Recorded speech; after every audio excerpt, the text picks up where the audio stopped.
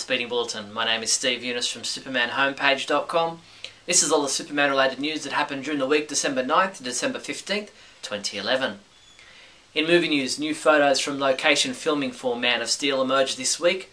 These ones showing front-on shots of Michael Shannon as General Zod. Henry Cavill also features in a few of the photos, but both actors are mostly covered up by robes, hiding their costumes beneath. Issue 217 of SFX magazine features Henry Cavill as Superman on the cover, with an article inside looking at 50 things you need to know about Man of Steel. The magazine went on sale Wednesday, December 14th. Warner Home Video released details and cover artwork for the upcoming release of Justice League Doom. This new animated movie finds Superman, Wonder Woman, Flash, Green Lantern, Martian Manhunter, Cyborg and Batman on their heels when a team of supervillains discover and implement the Dark Knight's contingency plans for stopping any rogue Justice League member. The all-new PG-13 rated film arrives February 28, 2012 on DVD and Blu-ray. A series of images popped up on the unofficial Man of Steel Facebook page this week that showed concept drawings of designs from Hasbro in relation with the never-made Superman Lives movie from the 1990s. The images have the watermark for Ben Torres Design Incorporated. Ben Torres was the senior designer for Hasbro Toy Group between 1994 and 2000. Reportedly, he worked with fellow product designers Chris Samuels and Brian Ewan to produce these Superman concept drawings. It's unknown whether these drawings were simply for possible toy products or whether they were for use in the film itself. There's really no TV news this week, with Cartoon Network still showing repeats of Young Justice. However, Superman homepage reviewer James Lance did return to review the 1960s The Adventures of Superboy unaired pilot. Come to the website now to check out his review of The Adventures of Superboy, starring Johnny Rockwell as young Clark Kent and Superboy, and Bunny Henning as Lana Lang. DC Comics released their March 2012 solicitations this week, and we highlighted for you all the Superman-related comics and products listed. Of special note was Action Comics number 7, in which Superman must push the limits of his powers as never before to save the captured city of Metropolis. And Superman number 7, where the new writing team of Keith Giffen and Dan Jurgens bring us new love interests, new roommates and a new foe. DC Comics announced that a new Superman comic book titled Superman Family Adventures will hit shelves in May 2012, written by Art Baltazar with art by Franco. The series will be starring the whole Superman gang: Superman, Supergirl, Superboy, Lois Lane, Jimmy Olsen, Lex Luthor, Bizarro, General Zod and Fuzzy the Crypto Mouse. Look for a sneak peek at the new title in the upcoming DC Nation 2012 Free Comic Book Day Super Sampler. There was just the one comic book for us to review this week, and that was Action Comics number 4, which Michael Bailey reviewed, saying, "Overall this was an enjoyable issue," and he gave the main story a 4 out of 5, while liking the backup story about Steel more, giving it a 5 out of 5.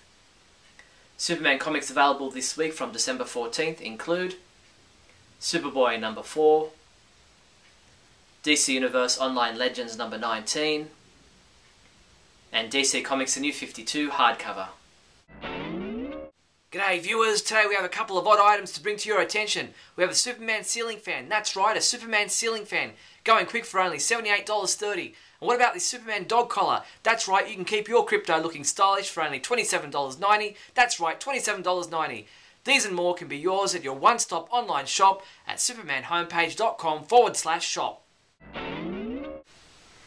In other news, as we reported earlier this month, LEGO are releasing a line of DC Universe superheroes figures and playsets in January 2012. For Superman fans, there's a Superman vs Power Armor Lex set featuring minifigures of Superman, Lex Luthor and Wonder Woman.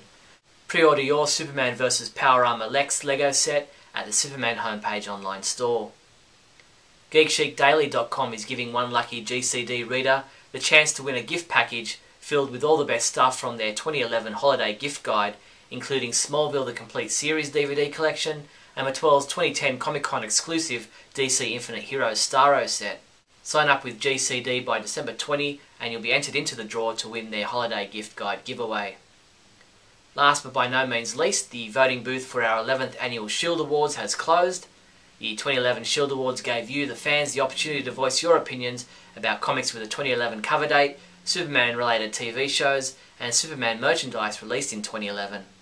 Congratulations to those creative people involved. Come to the Superman homepage now to check the results page to see who the winners were. That's all the news there was for the week December 9th to December 15th.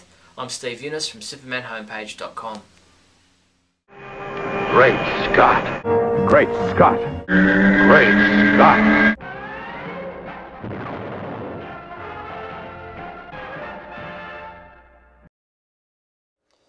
Hello everyone, welcome to Great Scott. I'm Scotty V. It's good to see you. So Brian Q. Miller is rumored to be writing a season 11 book, novel, whatever you want to call it, version of Smallville. What I like about this is that it may give us some time to delve further into the psyche and the brain processes of the characters that have we've watched for over 10 years. Now, many of you have heard my rants on some of the Smallville things that I don't like. I recently got into a bit of a discussion on one of the homepage's boards about this particular topic. And we have, as we usually do, one guy who loved everything about Smallville and thought it was the greatest thing ever. And then me, who loved Smallville for what it was. I watched every episode, as you can see. I have all of the seasons here. But at the same time, and almost with every episode after the second or third season or so, I had to talk to my television every week. He wouldn't do that. Why is he doing? What are they do? What are the writers thinking?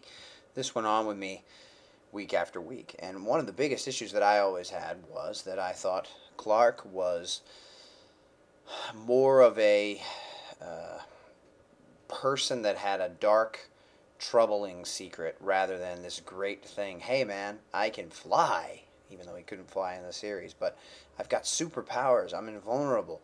Lex Luthor in the first season can shoot me with a machine gun and all I get are bruises. If that's a spoiler for anyone, I'm sorry. But I could only see it as a positive. And of course, the way the show presented it, and to be fair, the person that I was speaking with, Certain Shades is his name, he's a Superman homepage member, did not love every single thing about Smallville. If you read his comments, he did say that the writing had its issues. He didn't like how they always painted Clark into a dark corner and had him forced to make certain decisions which made him look bad in certain viewers' lights, like me. And the truth is, I did not like that either. I think that they, and I had read in many different places, and you've probably heard it yourself, that the creators of the show wanted to make a series about Batman, who is a dark, kind of brooding character, and they were not given the rights to Batman because Batman was a flourishing film franchise, and they had great plans for Batman moving down the line. So they said, but you can have Superman. We're not really doing anything with him. And so they gave him Superman, and they didn't, I don't really believe they knew how to write Superman. I think they have the same problem that a lot of writers had. Oh, he's not relevant. We got to make him dark. We got to make today's teen audience able to connect with him. And I think another big problem with the series is that it was a teen show. It was on a teen network whose primary viewing audience, the audience that they look for, are females. And female teenagers are part of that specific portion of the population that they want to watch this show. So a lot of it had to do with you're telling lies to your girlfriend. How can she ever trust you again? Look at how beautiful she is. She's so wonderful. And that was another thing that irked me about the show. Lana was not wonderful on this show. She was not even a normal girl next door that you would fall for. I mean, you might in the beginning, but as she became worse and worse, and for lack of a better term, witchier and witchier over and over again, you wouldn't be able to stand her anymore, and fans couldn't. Many fans couldn't. She was beautiful, sure, and I have no problem with Kristen Kreck, and I think she did a wonderful job with what she was given. She was always believable, but it was not Lana Lang, and that's my biggest problem, was not Clark Kent. But I didn't want to speak about the Smallville show. I've given my opinions on that, and it's over now as we anxiously await the release of the novel. I did want to say that I'll likely have it bought for me as a gift or get it myself, and I'll probably read it because I did watch every episode of the show. I did like many of the things that they did. I just wish that they hadn't turned Clark into such a dark, violent, brooding character who didn't even want to be a hero. But that's all for now. Thanks, everybody. I'm Scotty V, and remember, always look up in the sky.